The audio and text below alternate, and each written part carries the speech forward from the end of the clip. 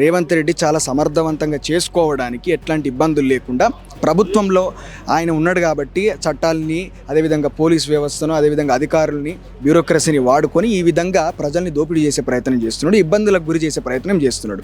ఎందుకంటే ఈరోజు మూసీ ప్రాజెక్ట్ అనేది కంప్లీట్గా ఒక ఫెయిల్యూర్ మోడల్. అది రివర్ ఫ్రంట్ మోడల్సే దేశవ్యాప్తంగా లేదు ప్రపంచవ్యాప్తంగానే ఫెయిల్యూర్ మోడల్. అది ఎప్పుడు కూడా సహజ సిద్ధంగా ఉన్నటువంటి నదులను ఎట్టి పరిస్థితుల్లో కూడా వాటిని సిమెంటిఫికేషన్ చేయడానికి వీల్లేదు.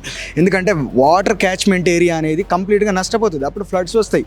మీరు ఎప్పుడైనా గమనించండి, హైదరాబాద్ ఎందుకు మునిగిపోతుంది? ఎప్పుడైతే నువ్వు డాంబర్ రోడ్స్ వేస్తున్నావో, సిమెంట్ రోడ్స్ వేస్తున్నావో, వాటర్ క్యాచ్మెంట్ ఏరియా అనేది కంప్లీట్గా లాస్ అవుతుంది. కాబట్టి ఆ సందర్భం లోపల వాటర్ వెళ్ళడానికి, ఇంకిపోవడానికి ఆస్కారం లేనప్పుడే అది లోతట్టు ప్రాంతాలకు జారుకుంటూ వెళ్ళిపోతుంది, అక్కడ ప్రాంతాలు మునిగిపోతున్నాయి.